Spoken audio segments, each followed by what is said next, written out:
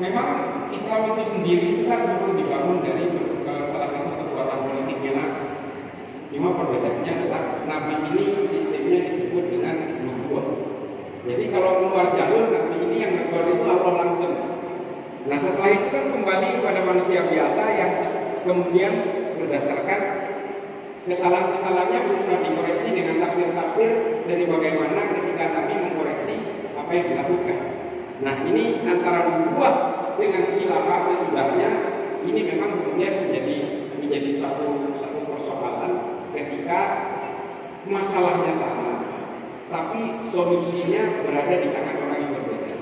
Nah, siasat-siasat seperti ini memang banyak diwujudkan di dalam Islam. Jadi tadi ya, sebenarnya kalau secara khusus kita belajar tentang siasat, memang agak sulit karena memang politik dalam agama apapun itu memang cenderung menyimpan dari fungsi dasar agama. Ini bukan hanya Islam. Di Hindu, di Hindu itu justru ajaran-ajaran agama yang berbasis pasifisme. Pasifisme itu adalah ajaran yang bersifat kemanusiaan, tenggang rasa, empati. Itu pun masih diwarnai dengan penyimpangan-penyimpangan tafsir oleh kelompok-kelompok seperti Hindutva, Siksena dan sebagainya. Ketika bersentuhan dengan persoalan-persoalan pragmatisme politik. Di Kristen juga demikian. Di Buddha itu juga ada namanya kelompok Asinvirani. Ini yang mempersekusi orang-orang Rohingya. Itu adalah kelompok-kelompok garis keras. Messiah, the Savior, ini semua punya. Hindu juga punya konsep ini. Buddha juga, Katolik, Protestan, Islam juga punya konsep ini. Maka tiga hal inilah kemudian mengapa agama-agama itu rentan dipakai untuk alat menghipnotis manusia supaya manusia berani untuk melakukan pembinasaan kepada manusia lainnya untuk kepentingan politik. Apakah Islam dalam perspektif Islam sebagai agama untuk menjadi rahmatan lil alamin ini hanya dalam persoalan siasat saja? Tentu saja tidak. Makanya kemudian ada salah seorang guru besar Universitas Al-Azhar Mesir menulis dalam Al-Haq Al-Mubin, namanya Syekh Usama Said Al-Azhari, mengatakan bahwa tujuan politik kalau dia hanya ingin mementingkan kelompoknya sendiri, maka itu bukan bagian dari gerakan-gerakan pan-Islamisme yang berbasis rahmatan lil alamin. Itu adalah untuk kepentingan politiknya sendiri, seperti yang dilakukan oleh Hizbut Tahrir, Ikhwanul Muslimin. Ini kan untuk kepentingan kelompoknya sendiri. Mereka mengatasnamakan Islam iya, tapi pada tujuan akhirnya adalah dia ingin menjadi jagoan dalam politik supaya apa? Supaya orang yang ditaklukkan itu bisa mau mengakui untuk sama dengan dia, menghegemoni secara politik supaya bisa menghomogenisasi orang senegara supaya sama dengan saya. Ini bukan tujuan Islam. Ini bukan tujuan Islam yang rahmatan lil alamin. Makanya kemudian kalau Islam sebagai agama yang bisa menjadi rahmat ini selalu diwujudkan dalam tujuan politik, maka tujuannya pasti homogenisasi.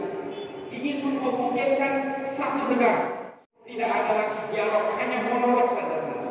Nah ini adalah konsep-konsep bukan Islam yang menjadi rahmat, bukan rahmatan lil alamin. Nah politik ini bukan tujuan utama dari semua agama-agama sebenarnya, tapi memang tujuan semua agama-agama ini ingin supaya pemeluknya berjumlah sebanyak-banyaknya. Ini yang membuat rusak semua agama-agama ketika agama itu lebih berorientasi terhadap kepentingan kuantitatif, bukan kualitatif. Sekarang hari ini kita kan bangga sekali, oh Islam tiap tahun nambah jumlah penduduk. Karena apa? Karena orang Islam itu kan jarang yang mengawin. Anaknya 5, 6, nggak peduli nafkah, pokoknya yang penting bikin anak aja lah. Nanti urusan makan ini biarlah Allah ini. Nah kita gembira dengan jumlah populasi. Populasi ini kan hasil statistik saja, hasil sensus sebenarnya. Apakah kualitasnya bisa dipertanggungjawabkan? Tidak bisa dipertanggungjawabkan. Buktinya apa? Umat Islam masih muda, dia berdomba oleh kepentingan barat. Kita harus mengakui secara geopolitik global kita ini kalah besar. Kalau mengakui Al-Qaeda ciptaan siapa? Ciptaan Amerika.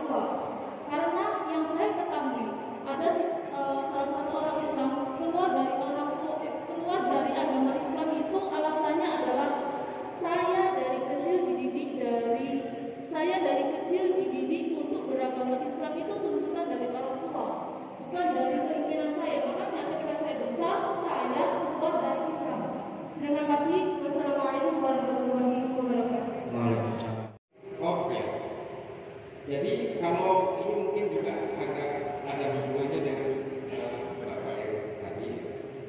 Memang ini pernah menjadi diskursus yang luar biasa tentang bagaimana dikotomi antar ayat demi ayat dalam Al-Quran, dan juga bagaimana dikotomi antara hadis dengan hadis. Ini memang sering menjadi satu persoalan karena pemaknaannya kadang-kadang bertolak belakang. Tapi pada intinya memang ya mana ini? Tadi nggak bunyi. Panjang di dalam setiap ayat maupun setiap hadis yang berusaha diterjemahkan dan kemudian disetujui secara bersama-sama.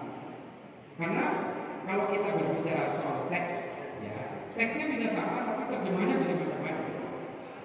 Ini kan sebenarnya tergantung dari bagaimana cara manusia itu untuk menginterpretasi secara menurut penerjemah